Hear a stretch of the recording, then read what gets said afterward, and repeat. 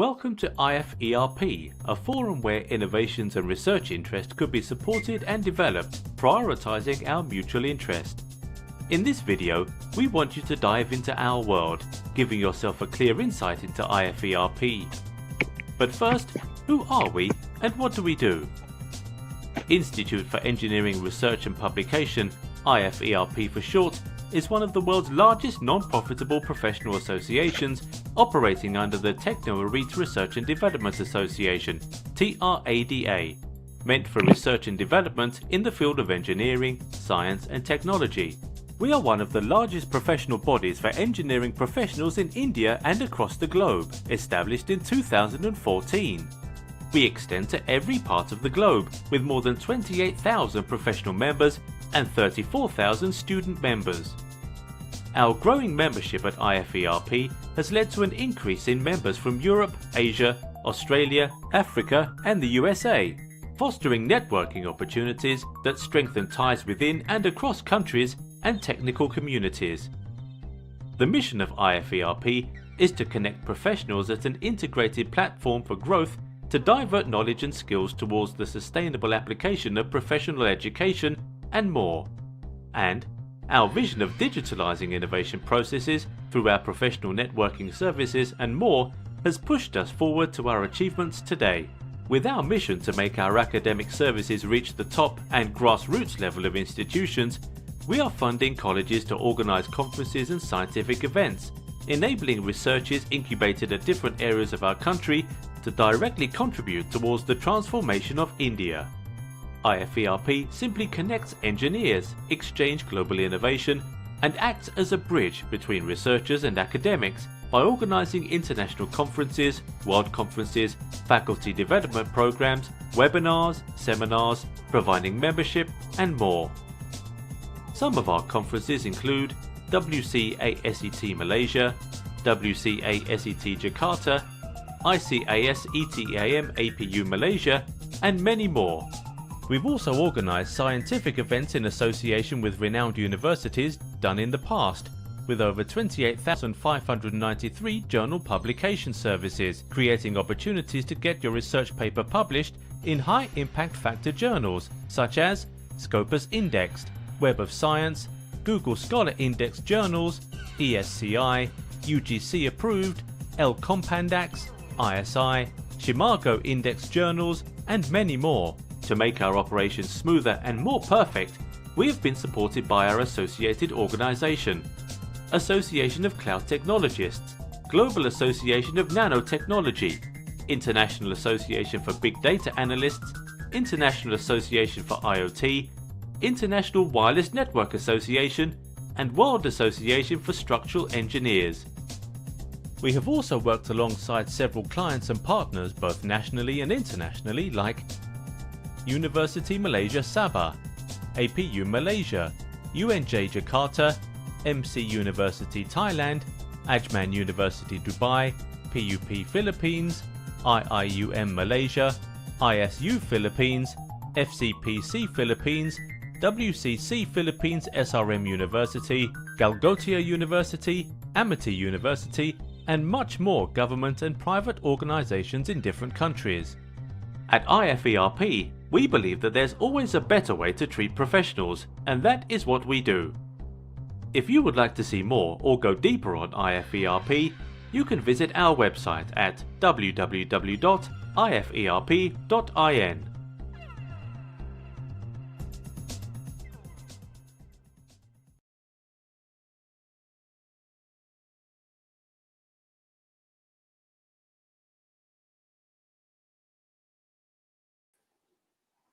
Good morning, everyone.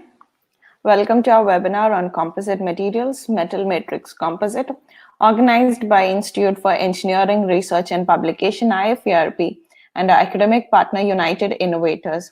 Welcome all. Thank you for joining. And today we have been joined here by Dr. B. Radha Krishnan, sir. Sir, are you online? Hello, can you hear me, sir? Hello? I can yes, hear. Sir. Yes. Yeah. So I guess your camera is off. Your video is off. Yeah. Yes, my camera is on off. Whether my switch off my Yeah, camera? you can on your video, sir. Okay. Good morning, sir. How are you? I'm fine, ma'am. How are you? Good, good. Thank you for joining us today. So before we begin, I would like to welcome and introduce our speaker of the day, Dr. B. Radha Krishnan. He is Assistant Professor from Nadar Saraswathi College of Engineering and Technology in the Department of Mechanical Engineer. He is also a reviewer in IOP, Sage, Springer, and some SCI journals. He is also an editorial board member in some reputed journals. And his interests are in the area of metal matrix composite and machine vision for surface engineering. So today he'll be explaining to us some facts and interesting things about metal matrix composite. Thank you, sir. So shall we move on to the presentation, sir? Can you hear me, sir? Hello? Hello?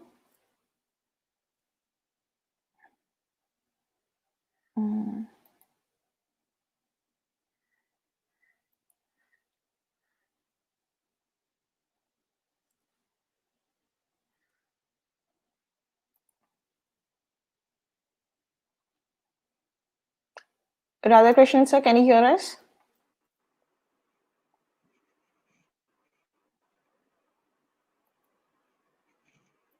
Yeah.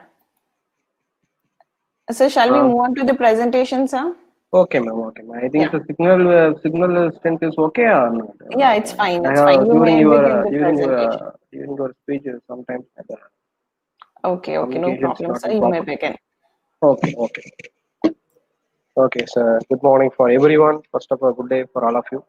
Myself, Radha Krishnan. I'm Assistant Professor of Mechanical Engineering in Nadar Saraswathi College of Engineering, Thane in Tamil Nadu, India. Now I am going to discuss about the metal matrix composite in the two areas. The first one is a basic aspect and a research aspect. First of all, as most of the research now is going on the area of the metal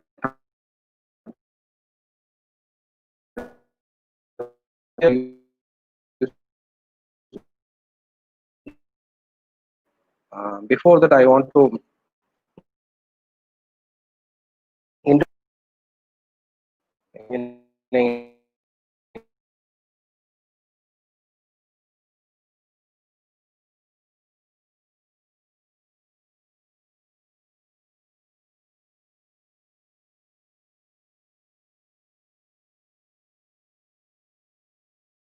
produce nearly 10 PhD candidates, maybe PhD candidates we are completed. And next thing, we have some facilities. We have enriched facilities for the composite materials. Now, the most of the people are doing research here, especially in the topic of the composite material. Uh, if anybody, if any help also regarding the composite material, we are ready to do that. And now we move for the metal matrix composite, basic concept and then the research aspect. Most of the things, I think most of the people already very well know about what is my metal matrix composite, because of even most of the people from the faculty member as research students, they already know about the metal matrix composite, because even the basic things you already know. What are the what is my matrix and what is my reinforcement, why we are adding the reinforcement, what are the objective of the metal matrix, so everything I have studied. Once you have some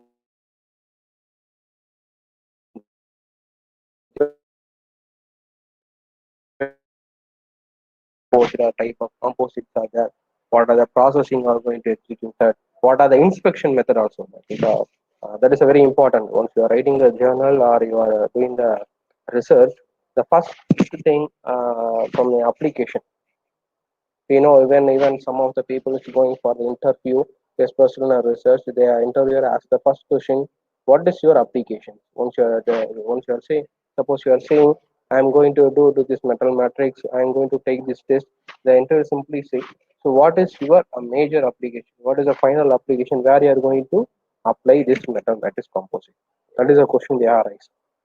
So even though that is a challenge, because I have seen so many journals in the website, they have usually they are doing what means they are take some mixer of some matrix and reinforcement materials, then they are doing some tensile test, hardness test, and taking some chemical composition rate, and by using some sim analysis, EDAX analyze, so many things they are doing.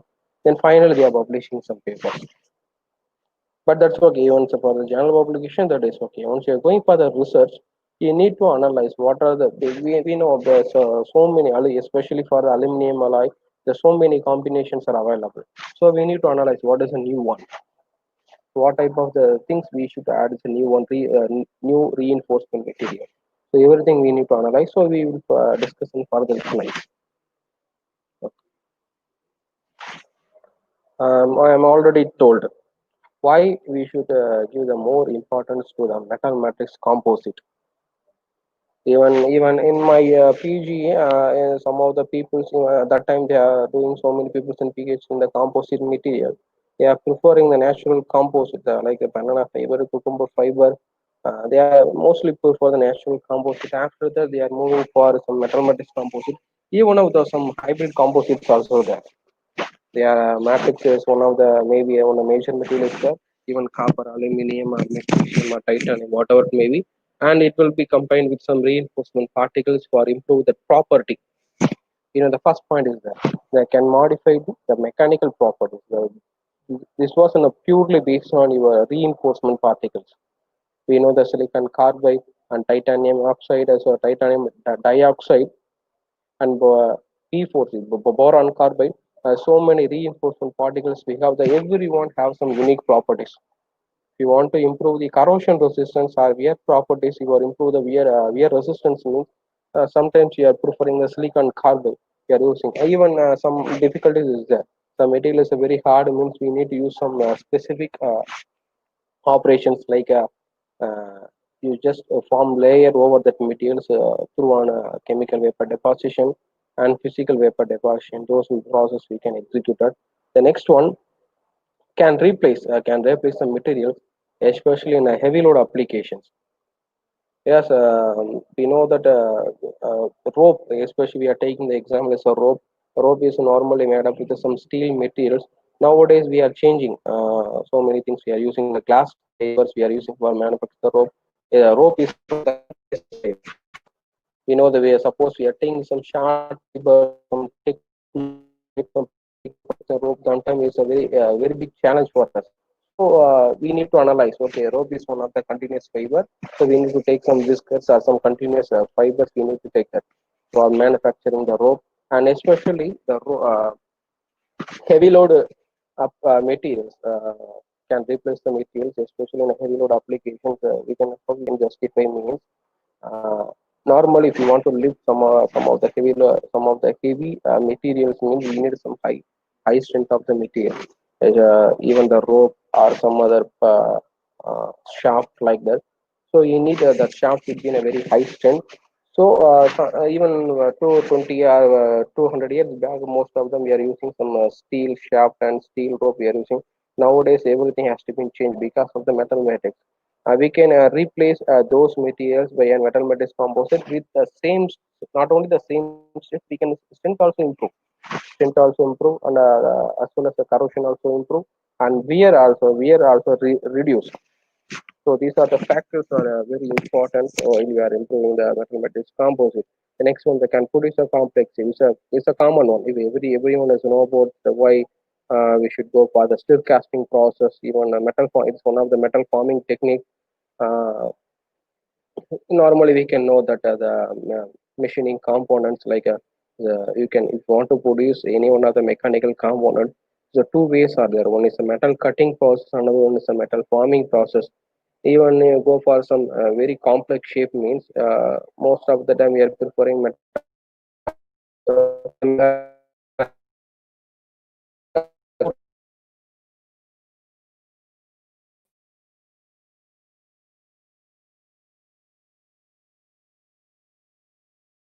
We can give some assurance for the accuracy it may, so that we are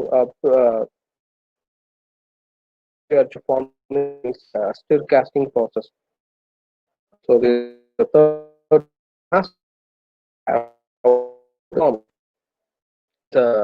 major The concluding of the 3 points we can justify within one point is that we can improve the performance. If you want to create some automotive components like some alloy wheels, we are using. We know what is a modification, what are the improvements now we are using in automobile industry, especially in a two-wheeler. Now we are using the alloy wheels. Alloy wheels are using. What is as in real life we can know what are the difference between the previous one and the existing one, and now we are using alloy wheels. Also. Strength wise, it's very good. Sharp load absorption is a very good. Pre-precision is a good one. So many advantages are there. So these are the things. First, based on these points, we can concluding. So improve the performance one. So improve with the performance and create a new material, and it will be compared with an existing one. Okay. So now move to the history, and actually this is a standardization procedure. Once after your standardization, after create some techniques for some composite material. In the year of 1939, we have just standardized and collecting data. We have set some procedure. These are the things we need to manufacture this component. These are the step-by-step procedures. We are every standardization we are making in the year of 1939. Before that, in 1600, the sword. So that sword that is used for the hunting the animals. Someone for they are using a sword.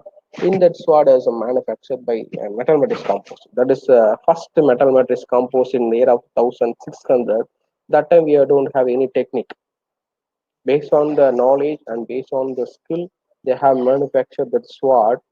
But after that, after we are realized some the implementation of the science and technology, we have standardized on all the things. There's through on this process, we also standardize this composite material. In the year of 1030, we know that sword. First, I complete that sword. The sword material has to be one of the copper-based alloys. The bronze material has to be using for making the sword. Even copper and tin. Copper and tin combinations also called the brass. We can say that brass. That also know the metal matrix composite in that year, but that time they don't have the name. This is the metal matrix composite, but they are doing. So after the 1939, we have standardizing some procedures.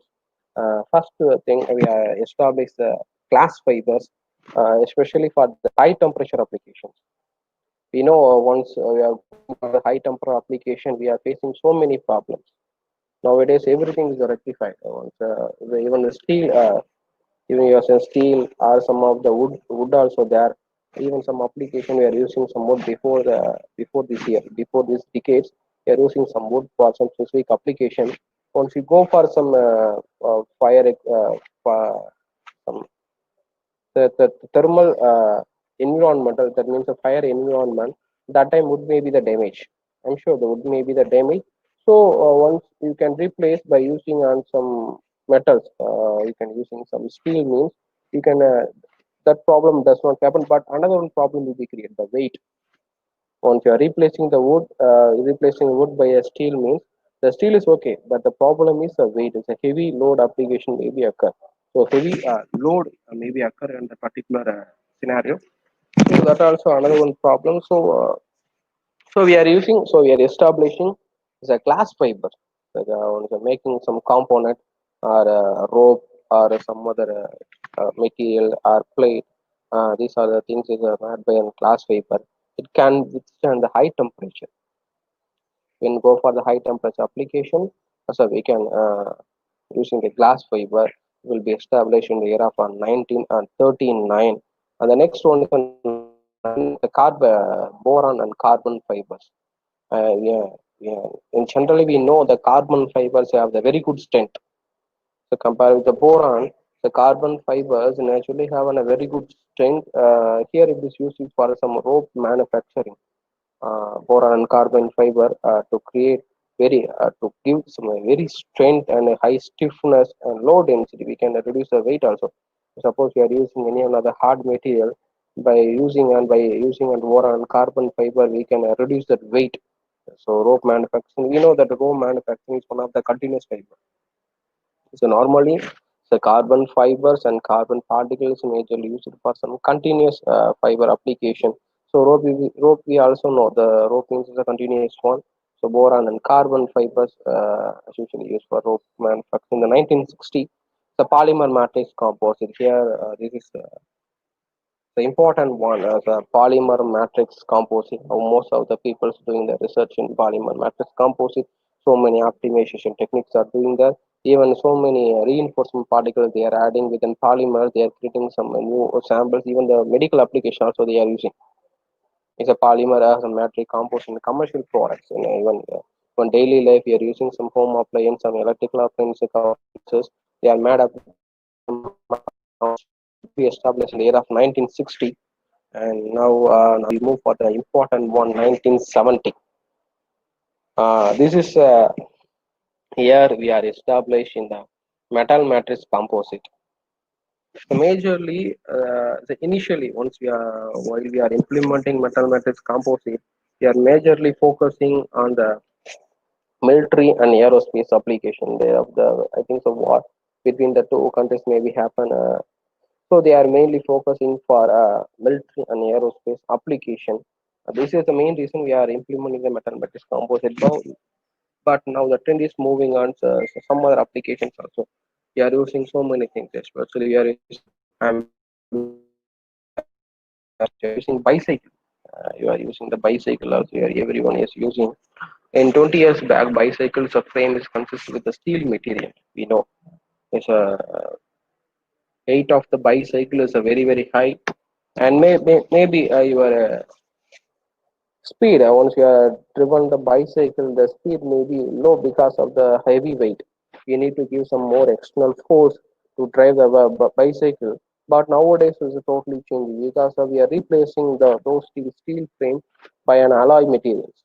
We already know the alloy materials the main reason to reduce the weight and also improve the strength and corrosion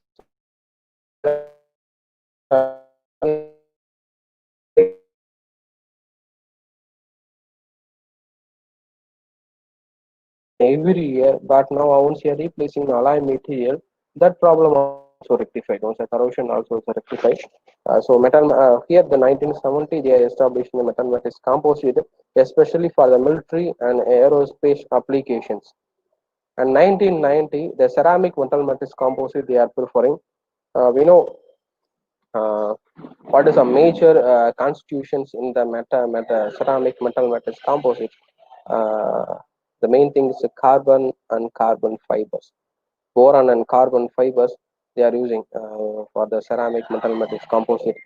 Compared with boron, carbon is somewhat good, even as because we can using for some continuous fiber, and strength wise is also good. So in the year of 1990, we are establishing this ceramic metal matrix composite. Even so many people are doing the research through on the ceramic metal matrix composite. That also mingled with some metal, ceramic and metal. We are using now. Is especially I already told the ceramic metal matrix composite is contained with the carbon fiber, so it can be applied for some high temperature application. Even you go for some aerospace like an aircraft engine case and aircraft engine that would be made up within a ceramic metal matrix composite, and power plant turbine also. You know that the power plant turbine, because of the heavy load application, power plant turbine actually we know it should be an corrosive resistance. Also the wear should be an very less. Also you should be carry the shock load. So the proof of shock load is a very important. We know the turbine working principle. A sudden heavy load applied in every second. So you need to resist from a shock load, and a creep resistance also you need. Once you are preferring, so these are the application is the major we are preferring the ceramic metal matrix. And now the contribution. Now today's world we have some most of the ferrous materials and woods, and some of the things are replaced by an alloy materials, alloy and composite materials. And here the transportation industry. Transportation industry means we are using the military and road transportation and train and aerospace. So these are the industries that contribute the composite materials up to the 33%. And next one is the construction industry. Here, the construction industry have the 20%, and marine industry have a 12%, and corrosion resistance materials. We are using some. I'm already told we are using some steel. Previous year, we are using steel materials. Means nowadays the steel materials are replaced with some composite materials because of its corrosion and wear properties. Now we are using the 12%. Next one is electrical appliance. As a best example is a circuit board. Circuit boards normally made of some glass fiber and copper foil is placed over the circuit board for the electric current carrying capacity. And here that also contributing with 13%. Next one is a consumer products for the 5%, and other things are in the 5%.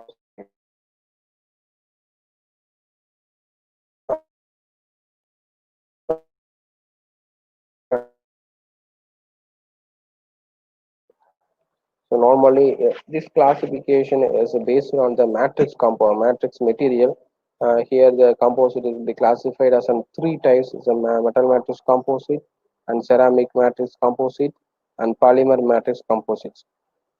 Here we are going to discuss about the metal matrix composite. The ceramic we already discussed about why what are the main importance of the ceramic and polymer. And ceramic already told most of the metals is constituted with carbon and carbon fiber. It also have a very good strength and good corrosion resistance. It can be applied for some high loading capacity and shock load application. Already turbines, power plant. We are already, lastly we are seeing the power plant turbine and aircraft engine. They are made up with some ceramic matrix composite and also polymer matrix composite. The polymer matrix composite electric conductivity proof also have some less electrical conductivity, and also is for some commercial purposes, commercial product also combined with some polymer matrix composites. It also have a very good strength.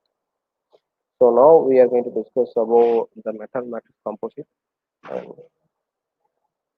here the procedure to prepare the metal matrix composite. I have already told the main two constitutions there. One is a matrix, another one is a reinforcement. Matrix is a major base material, is called as a matrix. Reinforcement is based on your properties. If you want to improve the wear, or if you want to improve the if you want to improve the strength, or if you want to reduce the wear or corrosion, you need to analyze the reinforcement material. Once reinforced, based on the reinforcement materials only, you can justify your results. So here the matrix and reinforcement will be took with some percentage based on your existing work. Took with some percentage, and it will be mixed with by using on some process is there. Strip casting is there, powder metallurgy is there, in situ method and infiltration method, hard working. So many methods are there. Based on that method, we are preparing the metal matrix composites. Here, the matrix materials are aluminum, magnesium, titanium, cobalt, copper also there, cobalt and nickel, and so many materials are there. Now the diamond material, diamond also take one of the matrix. Now so many diamond matrix alloy, matrix composite also. The recent years I have seen so many journals has been combined with the diamond matrix composite. That also very good strength. It can be used for some cutting tool if you want to cut some very hard material by using a diamond matrix composite. It will be it has a very useful one to cut the very hard material.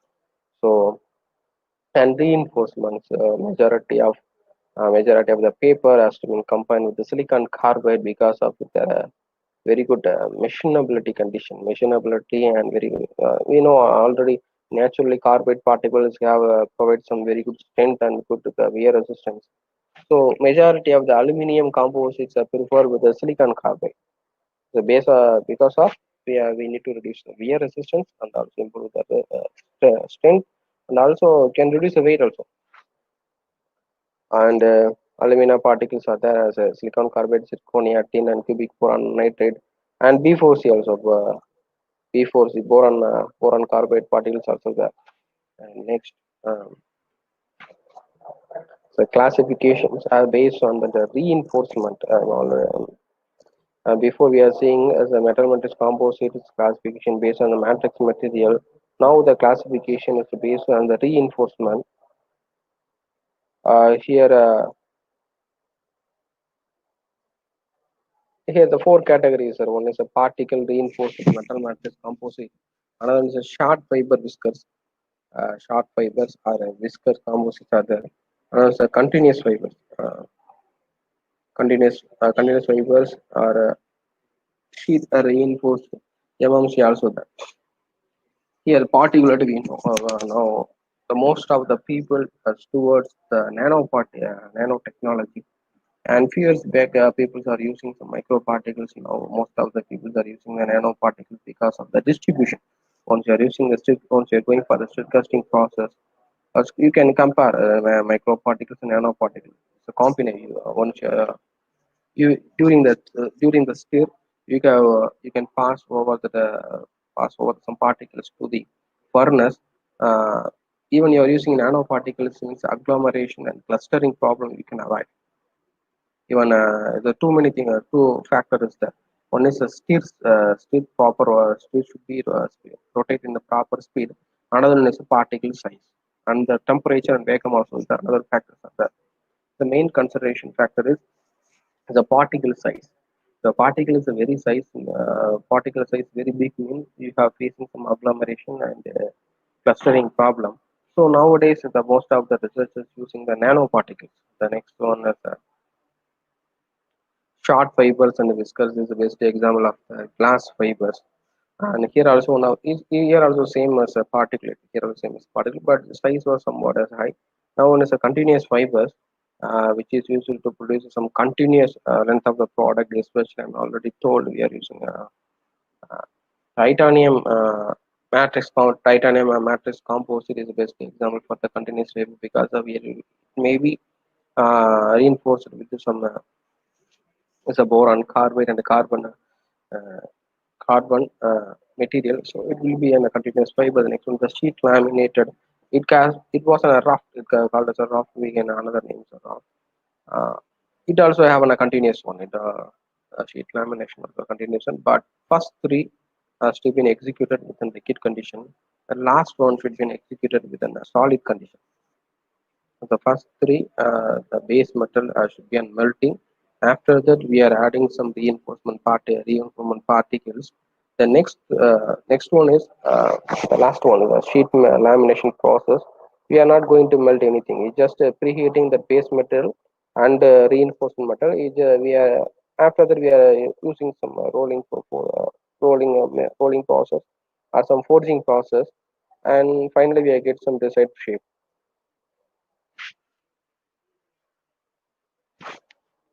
The factors considering uh, metal matrix composite, the main factor is reinforcement. So once you want to improve the wear, or for improve sorry, if you want to reduce the wear, or if you want to reduce the corrosion, or if you want to improve the strength. No, I'm going to improve the stem stability. There's so many applications, objectives there. If you that those objectives will be decided based on your selection of a reinforcement particle. Now the low density and high stiffness and high young modulus. For first one is low density and high stiffness.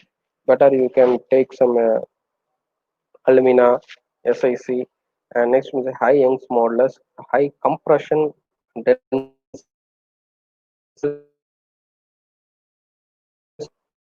economic efficiency. Why we are selecting? Because of the first five things on a mechanical consideration, but last one is economic efficiency is purely based on your cost wise. Why I'm saying this means economic, suppose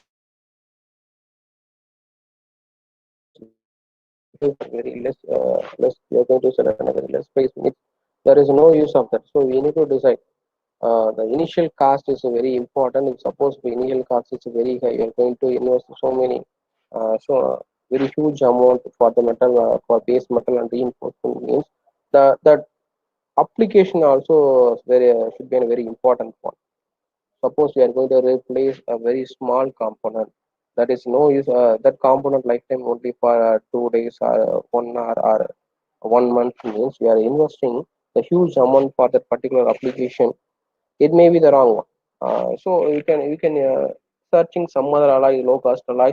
We can searching for the application. So before you are going for this work, you need to consider the economic range. That means initial cost and what is the final result. That means final result means what is the lifetime of that product and where you are going to use. What is the size of the component? Everything you should be analyzed. The next one we already know mechanical properties. Now we are heating. Already we know the aluminum 6061 melting point approximately 615 to 615 degrees Celsius. Aluminum alloy 6061 grade as that's melting point range 615 to 654 degrees Celsius. Suppose if you are making some aluminum SiC composite, I'm example I'm told you are making some aluminum silicon carbide composite. You are heating that aluminum 606 alloy up to 650. That's okay. The properties does not going to change. Now your objective, your final objective is you are going to improve the strength and also reduce the wear. That is your final objective. And but suppose if you are heating that aluminum up to 750 means it may be affect your objective. Why I'm saying this means the mechanical property. This is the last one. The mechanical properties can change during your high temperature. You are once you are heating the matrix material in a high temperature. That means in this own melting point, we know that one melting point of that aluminum alloy is 650.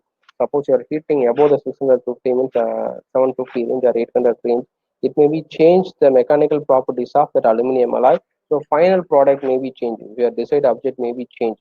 So you need to consider this point once you are going for the steel casting process. You need to analyze what is the temperature of the base material. Based on that only, you should go for execute that.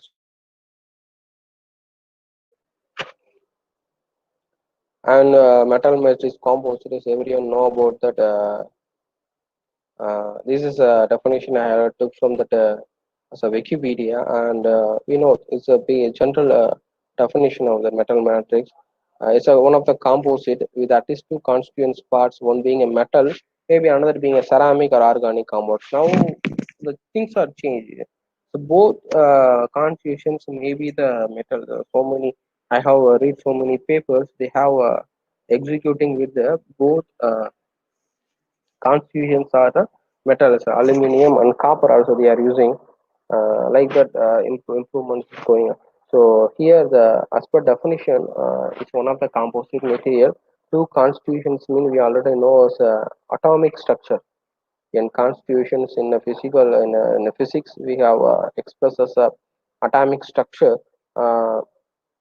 It should be an as one should be in a metal, maybe another should be a ceramic or organic compound. Here the ceramic and organic are nothing but it's called another name is a reinforcement particles. Based on your properties you are selecting the reinforcement particles. And next one, when at least three materials are present.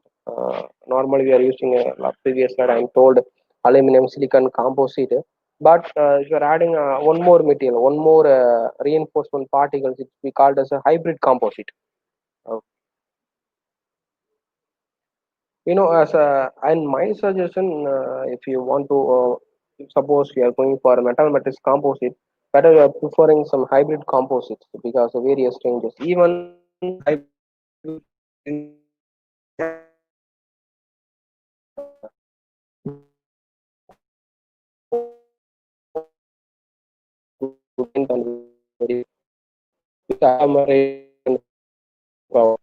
huge it is now. So steel casting for another one thing is on ceramic and another steel material. Suppose another example I have told. What are the problem is ceramic as a density wise is somewhat low. Even you are melting that will be mixed with some steel material. Steel density is somewhat high. So in the furnace in that furnace the steel material will be deposited in lower position. Ceramic will be deposited in the over the steel surface in the upper level. Once after, if you are not properly mixing, if you are not properly using the stir process, you suddenly are feed into some dye means the first dye is complete with a ceramic, and after the some of the dyes are complete with some ferrous material. So it's a very big problem once because of you are mixing ceramic with the steel material, but you are not executing proper stir, and also the you are not aware about the density means you're going to face a huge problem once your final product. Okay. This is a micro structure analysis of aluminum silicon carbide. We know this is very important once you are preparing the composite. Any kind of the composite, even the matrix natural composite or ceramic composite, even metal matrix composite, we need to analyze whether our reinforcement particles is properly inference interface with the base material. That is a very important. Why I am saying this means cubic boron nitrate. We can see in a further slide. And cubic boron nitrate is mixed with aluminum. Because of the aluminum using for some other application, during that application aluminum we get more and more wear. So we need to avoid that wear. We are adding some cubic boron nitrate. Uh, One suppose if you are not ensuring these are the inspection method, you're directly using that composite material. Suppose the cubic boron nitrate is not properly interfaced with aluminum means once the first 2 or 3 minutes the cubic boron nitrate will be fall down or removed from that composite material. So again you are facing the huge problem. So again the composite going to get the wear. So we need to ensure whether the reinforcement particles are properly interface with your base material or not. So here we can see this microstructure analysis for aluminum and silicon carbide particles. Now we can see this is the basic metal of aluminum. This is a silicon carbide particles. This also silicon carbide particles. I think we can take some 10 percentage ratio this particular composites are preparing that means aluminum and 10 percentage silicon carbide composite we are preparing here. These are the silicon composite. These are properly now is interfacing. Suppose we can check the porosity and micro holes over the sim analysis. Even even we can generally why we are porosity and micro holes formation means we are not proper stir and proper temperature is maintained. That is a problem. Yeah. So this microstructure analysis to ensure whether your reinforcement particles are in interface with the base material or not. Now the classification. The major classification, there's so many classifications based on some according types are there. Here I am took some major 4 classification: aluminum matrix composite and copper matrix composite, magnesium matrix composite and titanium matrix composite. Why I will choose this kind of composite means majority of the research are choosing these things. That's why I want to discuss these 4 composite matrix composite materials. The first one is aluminum matrix composite. We already know why we should go for the aluminum matrix composite. First thing we can the first point is a correct answer for that's a low density. Already told it's a bicycle frame. It's a 20 years. I'm same exam I want to told here. The bicycle frame is a very good example. The 20 years back or 50 years back, we know that bicycle weight is a very huge amount, and also the wheel construction and the wheel construction. After using some steel material, stainless steel material, we are using that weight also very high. So now as a totally change as a by an metal matrix composite, so most of the frames are replaced by an aluminum alloy or aluminum matrix composite. For main reason is to reduce the weight and also the improve the strength. We are using this one. Automotive parts. It's like a piston and push rod and brake. So many brake components are manufactured by an aluminum matrix composite. Here we have the 4 main factors we are using. Main objective. These are the main objective. Why we are preferring the aluminum matrix composite. These 4 point is factor is answer for why we are preferring the aluminum matrix composite. The first one, low density, you already told. We want to reduce the weight, better you go for the aluminum matrix composite. And if you want, and also if you want to improve the strength, the aluminum matrix composite, better you can add some reinforcement particles. You need to analyze. Next one, abrasion resistance and high strength and stiffness and high thermal conductivity. These are the main reason going for the aluminum matrix composite. Now the process we can prepare the aluminum matrix composite by an stiff casting process and powder metallurgy and infiltration. Here, these are the alumina and silicon carbide is a majority of the people using reinforcement with an aluminum based alloy. You can change some other things. Let us suppose if you are going to do that research in aluminum matrix composite, means you can do some two or more metals with different composition, even a nanoparticles also you are preferring, because aluminum SiC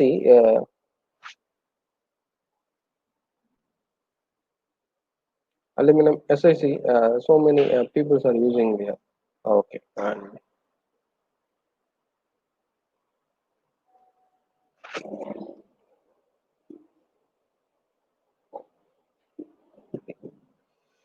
composite copper matrix composite here we are majorly preferring for electrical conductivity application. Even aluminum also we are using. Even you are taking the electrical discharge machining, electrode has to be made with an aluminum, and sometimes they are modified with a copper. So many optimization process going on electrical discharge machining and also wire cation.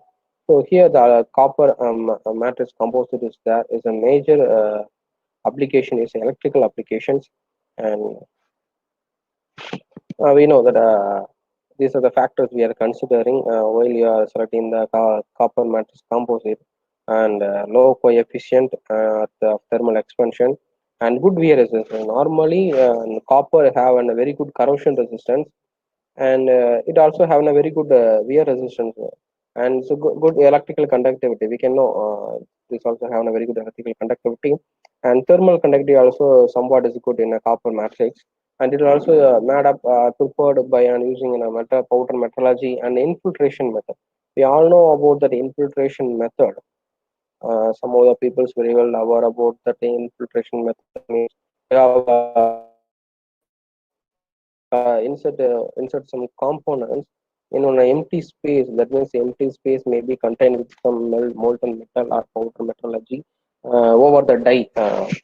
You have just changed that concept for the metal matrix composite. Now the reinforcement is that the copper matrix composite is most of the time it was on reinforcement within a silicon and tungsten and stainless steel at the grade of 300 is a majorly for the long pipe. We already know once you are made in the power cable is made with a copper fiber. If you want to, another one problem is that the power cable has the stiffness was somewhat low. Even you are using a daily usage of the cable or even your power grid cables, they have a stiffness problem. Once you're adding some other reinforcement for improve the stiffness, you can reduce the number of towers, so it may be increase some economic efficiency. So these are the things you need to research, and the magnesium as a matrix is composite.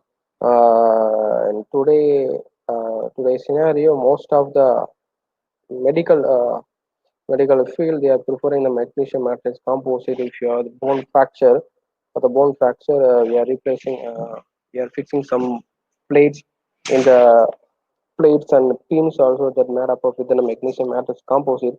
It also degradable. It's another one huge problem we are facing. Suppose what is a medical problem means if you are fixing that biodegradable product means it may be affect that liver because of it should be uh, outlet on your body through that processing should be before the processing should be carried out by the liver. That liver may be damaged. So that is another problem is there in the medical field. So, but now the research is going on the magnesium matrix composite.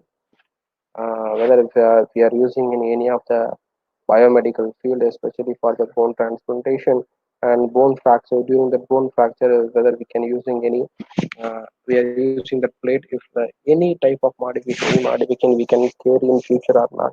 So those kind of the research is going on now. And now it also have some four important factors we are using, for objective we are using. So low density and good grip resistance. The grip load we know about that. So sudden loading also that, and grip loading also that, and high strength and stiffness. It's a very important one here. Okay, for the, I'm already told. So biomedical application, the strength is very important. So high strength and stiffness. The last one is a good thermal conductivity. And also resist, and the thermal resistance also good in magnesium matrix composite, and it is also processed by an strip casting and powder metallurgy and infiltration process. At the same as whatever process we are executing for the aluminum matrix composite, as the same process we are using for the magnesium matrix composite material, it's majorly is reinforced with a silicon composite because of we need to improve the as a wear resistance. You can analyze whether if you want to improve the strength, or going to reduce the wear, or you are going to corrosion. So based on your analyze, you can add some reinforcement particles with some base metals. Here, the magnesium matrix composite, I've already told, is majorly applied for the biomedical application, and you can do some research. Even my friends are doing some funding research throughout the magnesium matrix composite, especially I'm already told the bone fracture. And titanium matrix composite have a one diagram. First one is a titanium material is the, even if a titanium material is a or maybe covering application. If I want to reduce the strength, the two of them.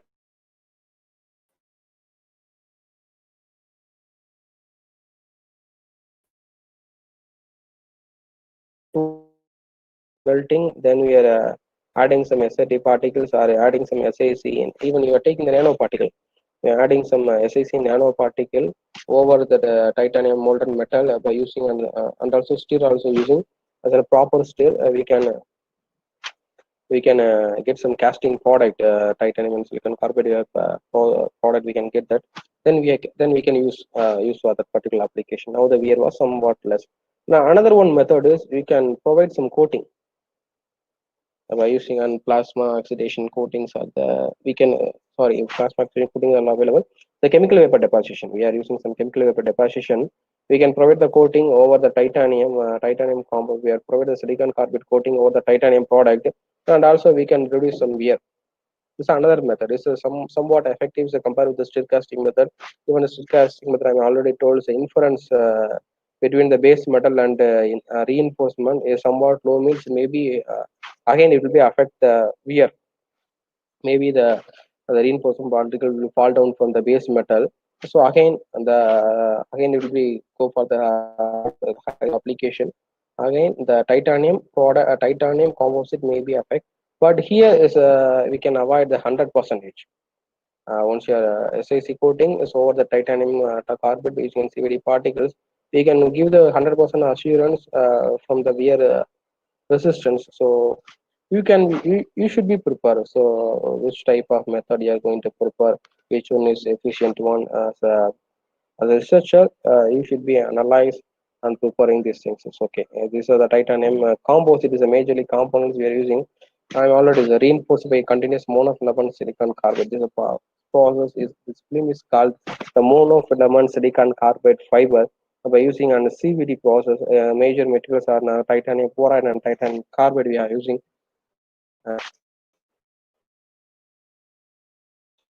There's a So mostly we are preparing the powder metallurgy. Even as a magnesium, I forgot one point or regarding the magnesium matrix composite, it's somewhat challenged in a strip casting process, especially magnesium.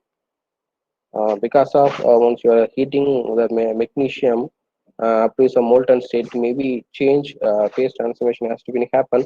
That means the properties may be changed. That is another one challenge in a magnesium matrix composite. But apart from that, the remaining three can be possible in strip casting. But titanium is a somewhat challenge in a strip casting. So better, most of the people are doing in the powder metallurgy.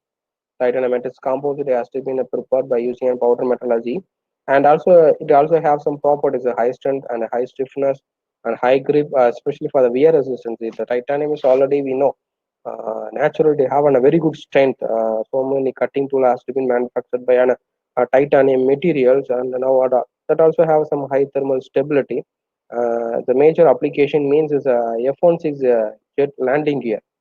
You know that landing gear is a landing during the landing, the gear should be all the load should be carried by equipment. So those kind of the force can able to handling by an titanium matrix composite. They can able to resist or withstand the that high huge amount of the load. Next also turbine engine components and automotive engine components we have using by using the titanium matrix composite due to its high creep and high strength. And now we go for some research aspect. Before the slide, I was saying about, I have explained about some basic principles. Now we are moved towards some research aspect, selection of materials. And as a researcher, we have find out the two things. Suppose if you are going to do some metal matrix composite, or you are going to do some research, you are going to do some research in metal matrix composite. You need to identify the application. The first time while an introduction, I have explained about that interview what they are asking in one of the student.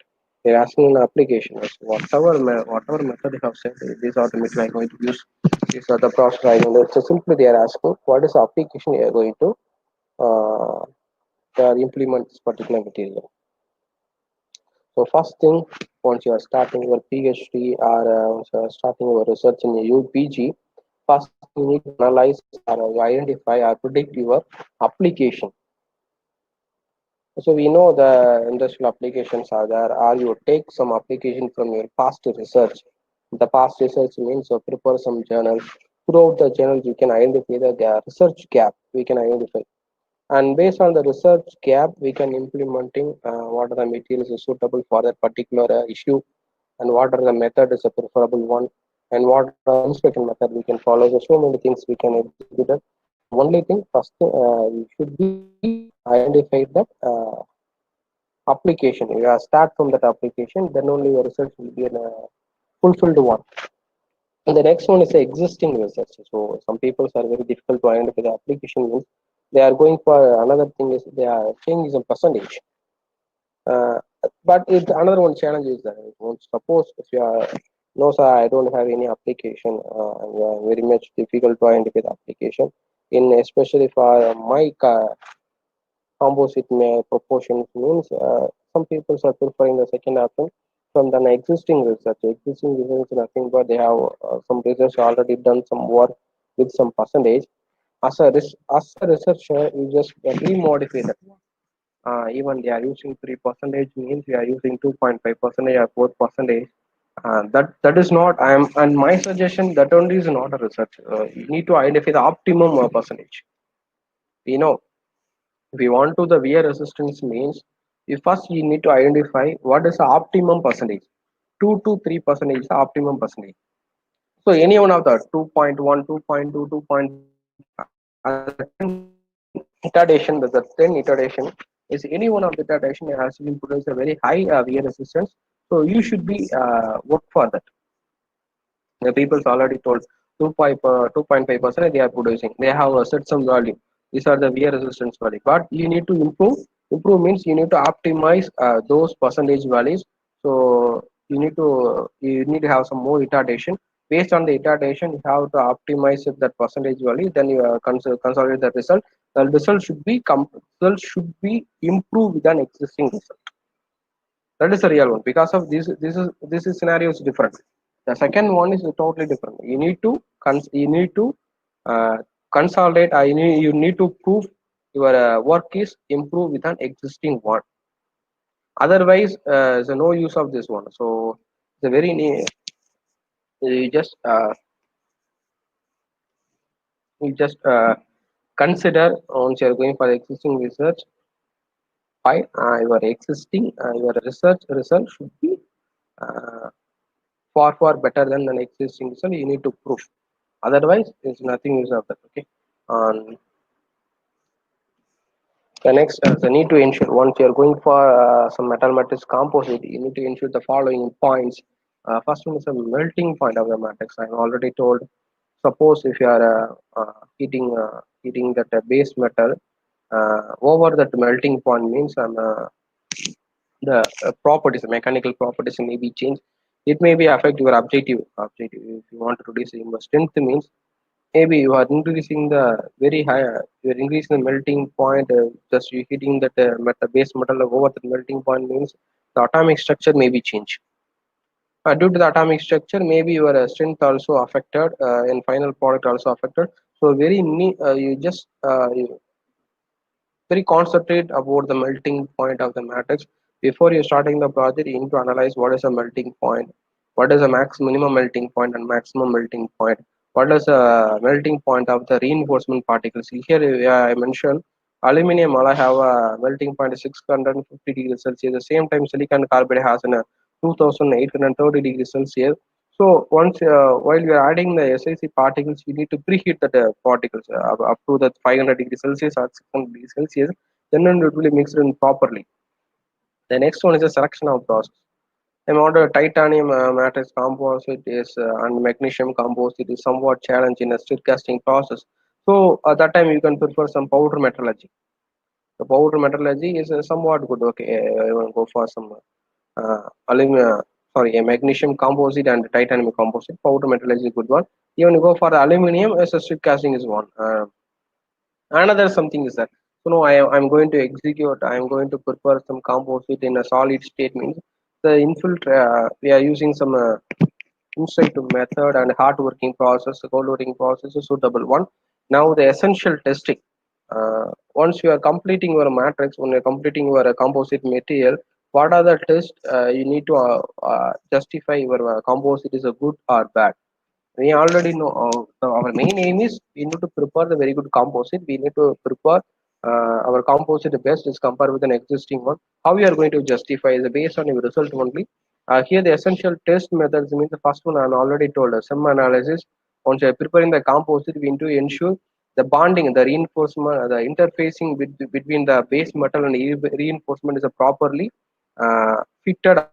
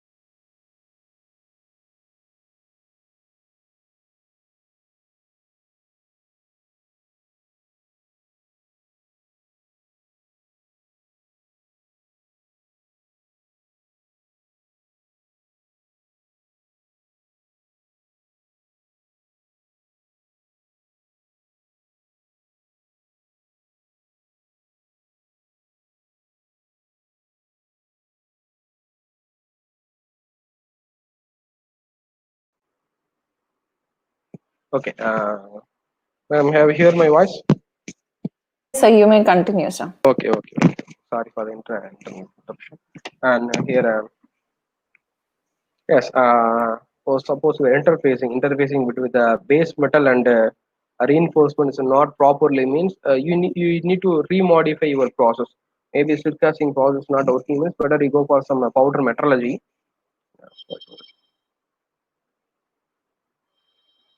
Better you go for some powder metallurgy process you can prefer. And powder metallurgy is not working means you can using some hard working process also. The next one is EDAX. We can already know why we are the most important to the EDAX materials means the chemical composition is very important. Also, you're using hybrid, especially for the hybrid composite, 2 or 3 reinforcement you are using means whether it's properly mixing or not. Those ensurement we can done through an EDAX method. Next one is a wear analysis. Uh, in EDAX, recently I have get some review some papers in EDAX analysis. They are using some threshold. They are people are using some threshold images. Even most of the people preferring SIM analysis as a normally grayscale image that they are using. So I suggest better you prefer some threshold images. It may very clear about your reinforcement particles, whether how it was present over the base material.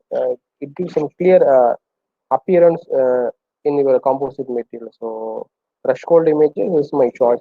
Next one is a EDAX. I already told is a X-ray analysis. One is to identify the chemical composition, and also some surface morphology factor we can identify using EDAX analysis.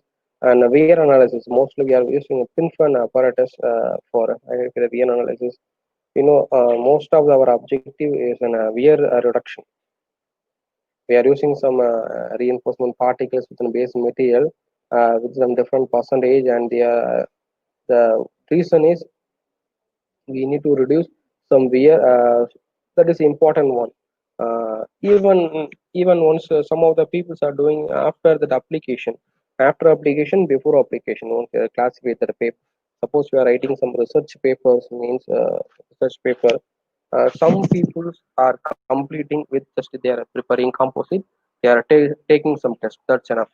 Some people are doing their extended work in the research paper. That's excellent one. Once you are preparing the composite, or you are preparing some composite material, after it will be under some machining process. After that machining process, how the composite morphology design is there. That's a very important, because we know once you are going for the strip casting process, some micro holes and nano holes will be placed inside that material. Suppose we are going for some machining process and that particular composite, then only we can analyze after the machining process how the surface is there.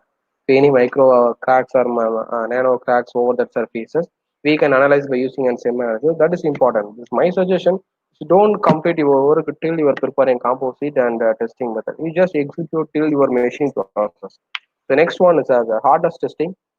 Yes, once you're preparing the composite, the major one is the hardness. Then only we can prove, okay, this my composite is a very strengthened one as compared with an existing one. We can prove that by using an hardness testing only. Tensile and compressive, we have some profile nature is that. When they're preparing composite, we have some profile. What type of composite we are going to, what type of tensile stress we are going to use. It's based on application. It's not necessary if you have a very good beer and very good hardness. Uh, Sometimes some people are preferring tensile stress. Why I am saying this means, suppose your compost is going for some under tensile load or compressive load, it's very essential one. Otherwise, it's not necessary. Uh, Even I'm already told, when you are making some bicycle frame, you have some bending load is there. When making some bicycle frame instead of steel, that alloy have some bending load. Over the bending load is there, even the compressive load, tensile load is there. So we need to, with that essential to take some tensile and compressive stress. And next one is if machining. I already told you don't you don't end with your stop with your preparing of composite materials and testing. You just execute the furthermore your machining process. Then you analyze the wear rate and also the surface roughness profile also. Next one, as I need to mention the existing materials properties of justification. Some people are doing this mistake, and they are preparing the composite, and they are all the results are related with that preparing composite. But they're never told about the existing material. Why we are preparing the material, where we are going to apply, and which material they are going to replace. So they are not ready to discuss about which material they are going to replace. So as a researcher, you need to uh, to explain about your existing material, which material you're going to replace. So you need to explain about that existing material properties, what are the chemical properties, what are the strength, what is the stiffness, wear, everything you need to discuss. After that, you need to compare with these things. Then only your research will be fulfilled. And as a grain size, I'm already told, most of the time I'm told in my presentation, it's better if I prefer some nanoparticles, because we go for the strip casting process, we are using still the clustering. Agglomeration as a clustering is a major issue while a strip casting process. Better you're using a nanoparticle, you can avoid those problems. And interfacial bonding, I'm already told, as some aluminum silicon carbide, we can using that micro SEM analysis, we can told the interfacing between the base metal and the reinforcement not properly means The composite usage maybe the composite application may be very less. So same time, if you are using the nanoparticles, means the interference bonding somewhat good. Compared with the macroparticles, macroparticles means it may be fall down after the composite making. Once you are doing an application, once you are executing an application during the heavy load over the surfaces means make the friction surface will be friction force may be happen, that unreinforced particle may be fall down from the base material. Suppose you are using the macro particle, even you go for the nanomaterials instead casting process, it will be properly mixing. So another one advantage in by using the nanomaterial, another one is reinforcement material should be added uniform stress casting process. Once you go for the stress casting process, we need to consider the three things. The one is the temperature, whether it's uniform or not. Another one is the stir speed. Another one is a vacuum. It's an optional one. Suppose your temperature may be changed while you are using stress casting, means you need to maintain the vacuum. Better, most of the people are using bottom strip casting method they are using to maintain the vacuum. Next one. Exceeding the material melting, I'm already told this point one. Okay. If you are melting the base material, so exceeding that melting point means it may be atomic diffusion, maybe phase transformation may be happen. Due to that phase transformation, the mechanical properties may be changed. Your objective is improve the strength, but due to this temperature difference, the objective may be collapsed. So you need to consider what is the melting point of your base metal. Based on that, you need to give the temperature agree to melting those materials. And also another one is preheating that reinforcement. That also very important. Without preheating that reinforcement particle directly adding means that also have some different effect. So better you have some preheating that reinforcement particles at least 500 degrees or 600 degrees. Then you're adding gradually.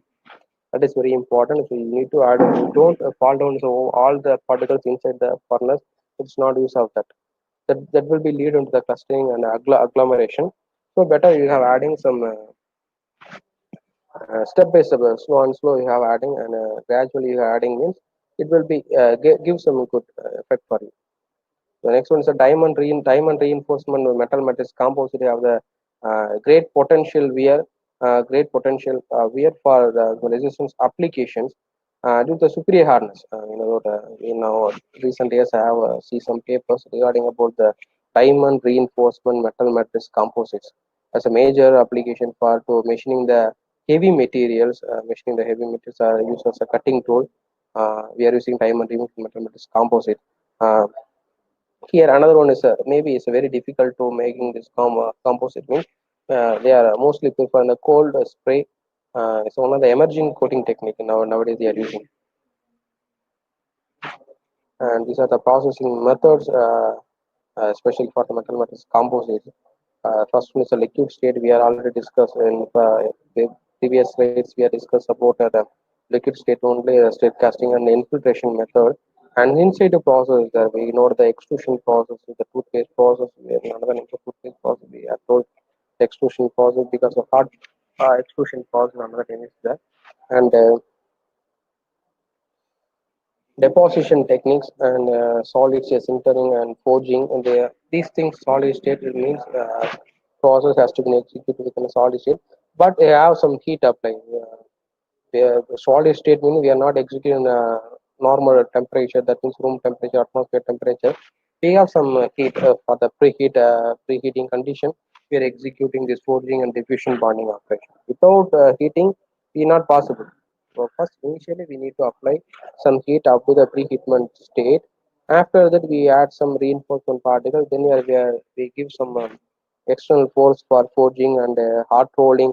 For extrude, we know that a wire cut radium, the cutting tool, it's a very thin wire. The diameter at least 0.2 mm.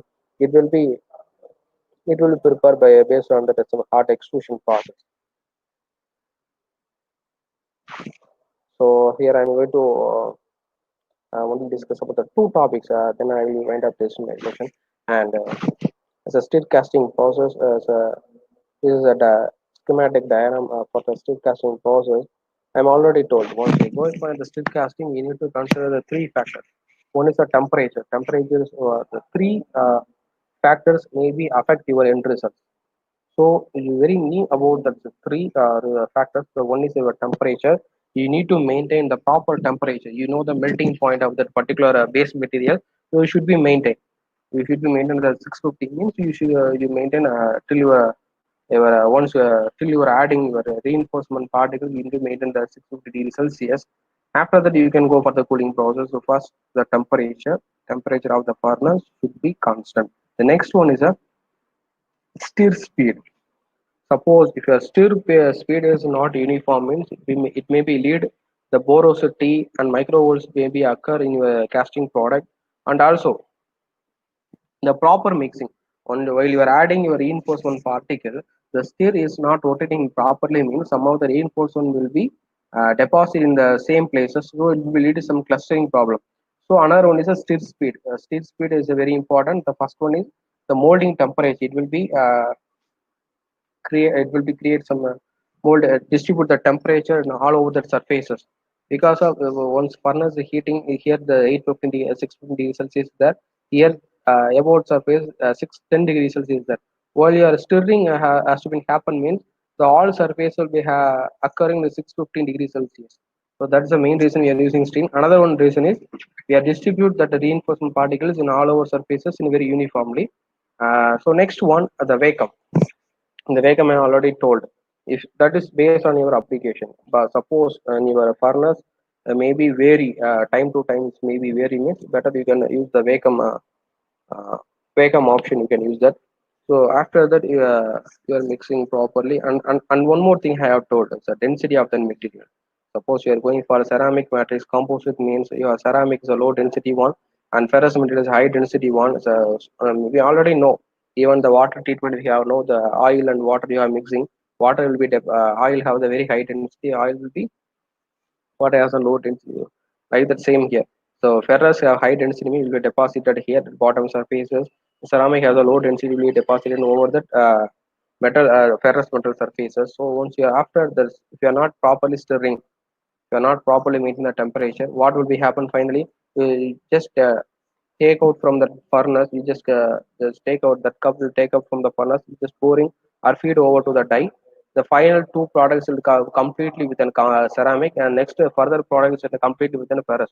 So there is no use of that. So density is another one major. You need to so concentrate within your density.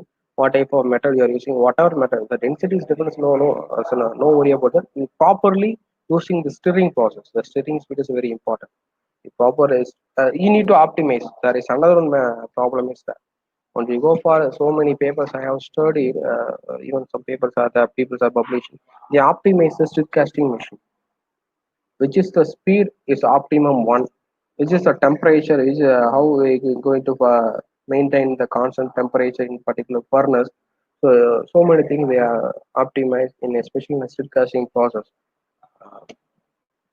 Here in the steel casting process, we are using the base metals, aluminum and copper and cobalt, titanium and magnesium.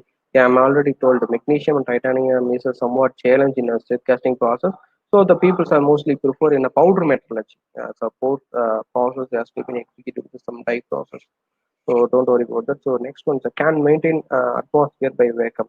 It's your optional. Maybe your the bottom stir equipment have maintain uniform temperature means you don't worry about your vacuum. Suppose non-uniform temperature means better you have maintained some vacuum.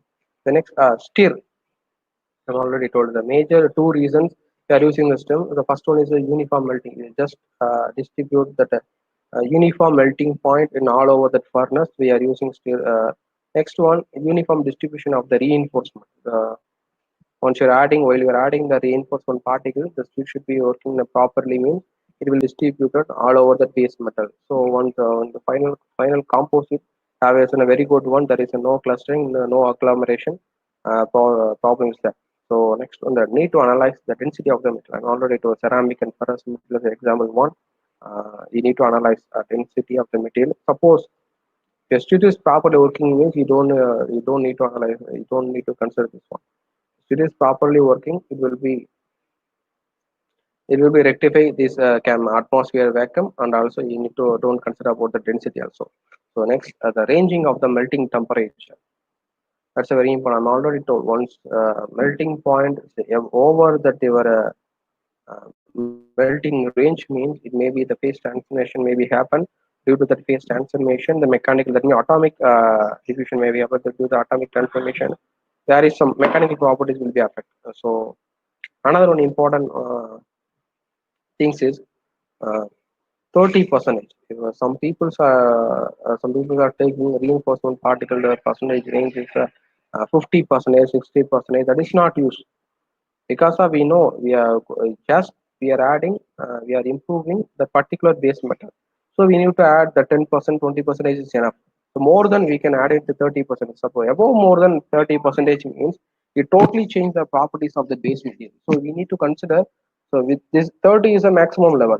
While you're adding some reinforcement particles, 30 is a maximum level. Suppose above 30% you're adding means it will be totally transfer, totally change the mechanical power, mechanical, not only mechanical, all the properties of the base material. So we need to consider this factor. The next one, technology wise, is simply and compare with other material processing techniques. Here, the strip casting is somewhat good and very simple one. Here, the powder metallurgy process we have no is executed within three steps. First one is a powder mixing. And my preference, better we are taking some nanoparticles. Macro particles is already diluted one. There's so many articles are came with the macro particles, and my suggestion, people are taking the nanoparticles is a better one because of we can distribution. That the way I'm saying is the distribution with the base metal is very good while you are using the nanomaterials. Even you go for the macro material or micro material, it may be so some particles deposited in a particular thing. While you are taking some SEM analysis, you can realize okay, some clustering and some agglomeration problem is that you have identified during your SEM analysis. So powder mixing, the next one is a compacting. That means the sintering is a extrusion. So there are three steps while you are preparing a powder metallurgy process in metal matrix composite development. And so this is overview. Next thing is I have collect some data. We have predict some data, so not a prediction. I just collect from the past research work. Suppose some of the people going to do the metal matrix composite in aluminum based aluminum alloys. It means you have note down it. And here I am taking the two alloys. One is a pure aluminum, another one is aluminum 7075. The two things, two alloy material I have preferring. What are the papers they are published in previously in the recent years? So I have took that paper based on that literature survey. I have conclude some properties about the materials and percentage, different percentage.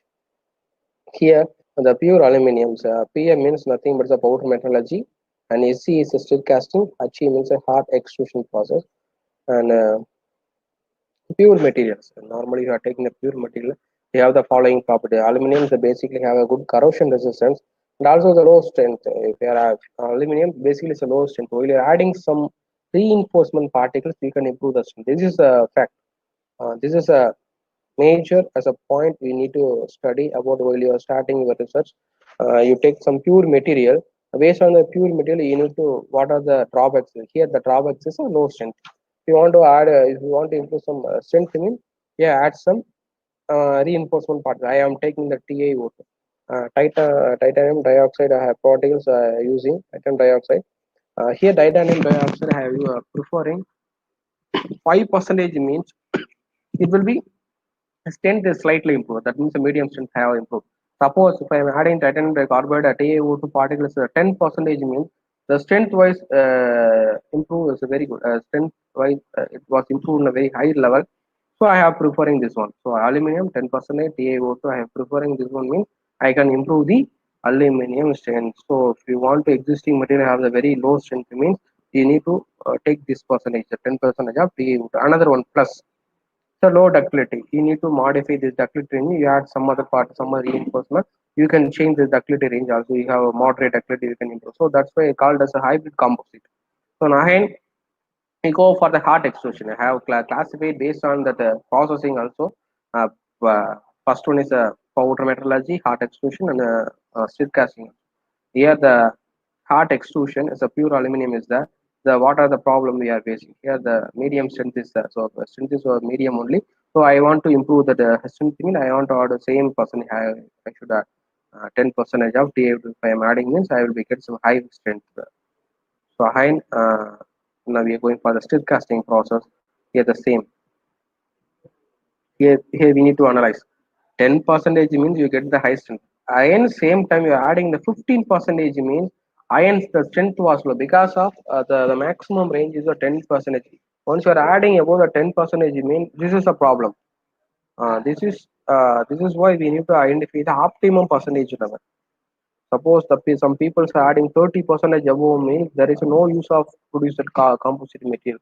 So the first thing we need to identify what is the optimum percentage of the particular composite material. So aluminum 15% of PaOTSC. It will be the hardness. It will be reduce the hardness also. Hardness and the strength also it was reduced. And here 7075 we are using.